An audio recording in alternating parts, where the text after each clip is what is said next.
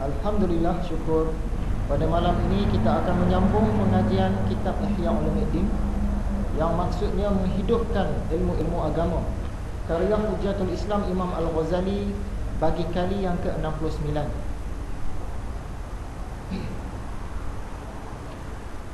Jadi untuk pengajian kali ini kita tidaklah mengulang balik pelajaran yang sudah. Sebab 2 minggu sudah kita ulang pelajaran sebelum itu 1 kali kuliah. Maksud dia 2 kali kita alami pelajaran tu. Tak sempat nak masuk pelajaran baru, ulang 2 kali.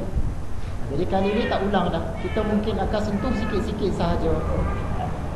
Maksudnya malam ini kita akan terus masuk kepada pelajaran hari ini.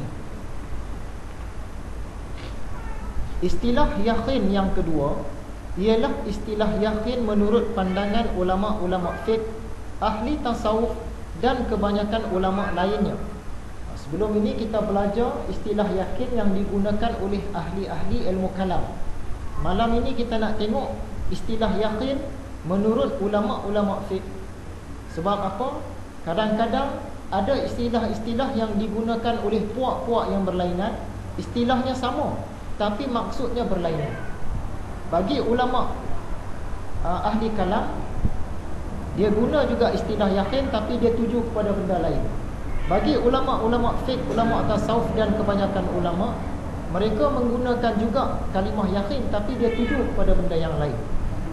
Sebab itu malam ini kita nak tengok istilah yakin menurut ulama-ulama fiqh, ahli tasawuf dan majoriti ulama, iaitu tidak menoleh kepada kata-kata yakin itu kepada segi pembolehan dan keraguan, ataupun sekuat mana kita yakin sesuatu itu, tetapi kepada penguasaan dan kerasnya atas akal, yakni sekuat mana keyakinan itu menguasai perlakuan kita.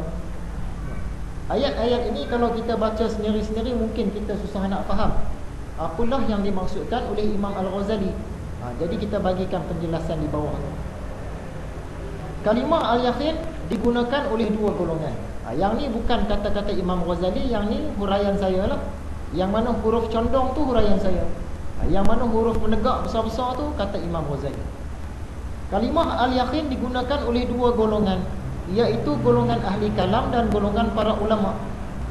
Macam kita sebut tadi, walaupun kedua-dua golongan ini menggunakan kalimah yang sama, istilah yang sama, iaitu istilah al-yakin, tetapi maksud dia tak sama. Maksud dia berlainan. Contoh, kalimah jisim. Kalimah jisim ni kalau dipakai oleh ahli-ahli ilmu falsafah, dia tujukan kepada Tuhan. Bila dia sebut jisim, maksud dia pencipta, pencipta alam. Tapi bagi orang-orang agama, ahli agama, bila kita sebut jisim, kita tak tuju kepada Tuhan, kita tak tuju kepada pencipta alam, tapi kita tuju kepada makhluk. Sebab jisim kalau mengikut fahaman ahli ilmu agama, jisim ni dia ambil tempat, dan jisim ni juga dia ada sempadan. Contoh yang paling mudah, batu. Bila kita tengok seketul batu, kita tahu batu ni dia ada ambil tempat. Kalau kita letak dia di sini, dia ambil tempat di situ. Kalau kita letak dia di bawah ni, dia ambil tempat di situ. Kita letak atas kepala, dia ada ambil, dia ada curi tempat di atas kepala. Jisim dia ada ambil tempat. Jadi tak kenalah dengan Allah, sebab Allah dia tak ambil tempat. Dia tak terpengaruh dengan tempat. Yang kedua, jisim ni dia ada tepi, ada sempadan. Macam batu tadi, dia ada tepi dia tu. Ada besar setara mana, dia punya kulit tepi tu ada. Dia ada sempadan, dia ada had, dia ada batas, dia ada tepi. Tapi kalau zat Allah, Allah ni dia tak ada sempadan. Dia tak ada batas, tak ada tepi, tak ada had. Tak samalah. Kalimah jisim yang digunakan oleh ahli falsafah, dia tuju pada Tuhan. Tapi kalau ahli ilmu agama, kita tuju kepada makhluk. Kita nampak dah sekarang, bendanya sebut sama, tapi maksud dia berlainan. Macamlah kita bagi contoh hari itu, kalau orang Taiping dia berkawan dengan orang Kelantan, sama-sama berjalan, tiba-tiba nampak seekor ular. Ular tedung selah. Kata orang Taiping ni, katok. Maksud dia suruh ambil kayu, katok. Yang kata orang Kelantan, kenapa pula katok benda ni? Sebab dia sebut katok. Dia kata, ular. Tak kata kita orang Taiping, iyalah katok lah, bukan ular. Iyalah katok lah, tak, bukan katok ular. Sebab kalimah tu sama. iaitu kalimah katok. Kita sebut katok tu maksud dia ketuk, pukul.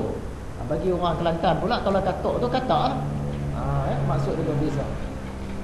Macam juga Menggunakan saja. dia sebut sama juga. Dia contoh yang ni, contoh katok ni ramai ustaz-ustaz pakai. Saya cuma ambil balik je. Sebab tu kita selalu dengar. Contoh yang kedua, macam orang tanah Melayu sembang dengan orang Jawa pasal badminton. Kita orang Semenanjung ni kita kata, Pak, pemain badminton Brunei sudah tewas di England. Yang orang Jawa orang Indonesia ni pun nak, innalillahi wa inna ilaihi raji'un. Udah tewas, di mana dimakamkan? Sebab bagi dia tewas tu mati.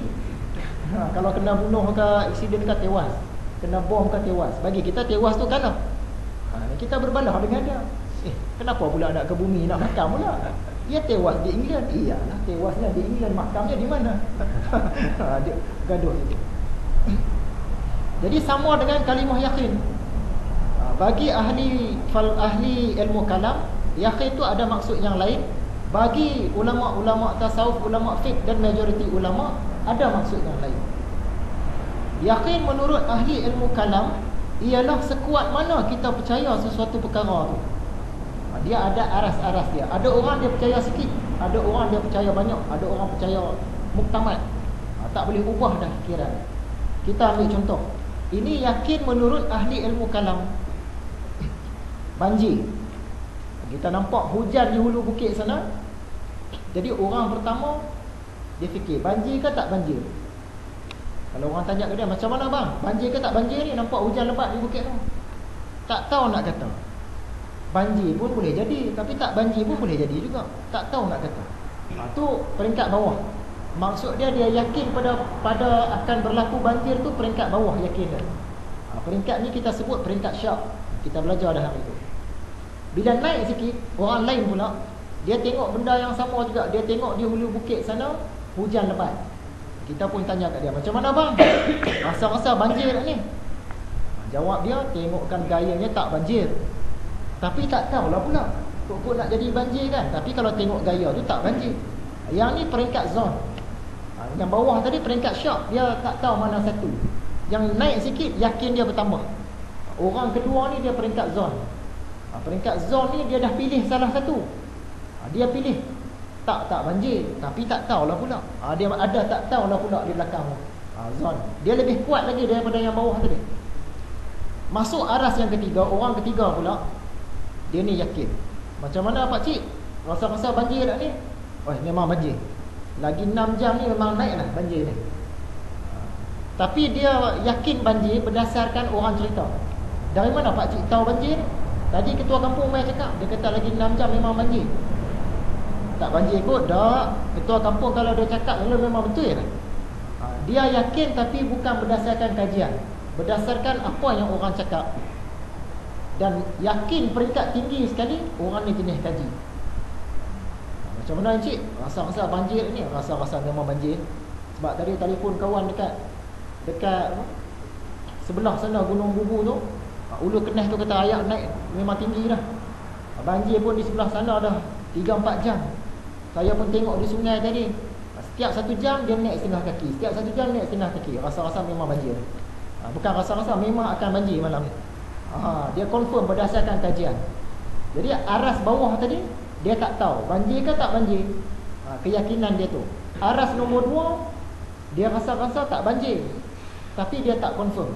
Aras yang ketiga confirm dia kata banjir, ataupun dia kata confirm tak banjir, tapi berdasarkan orang cerita.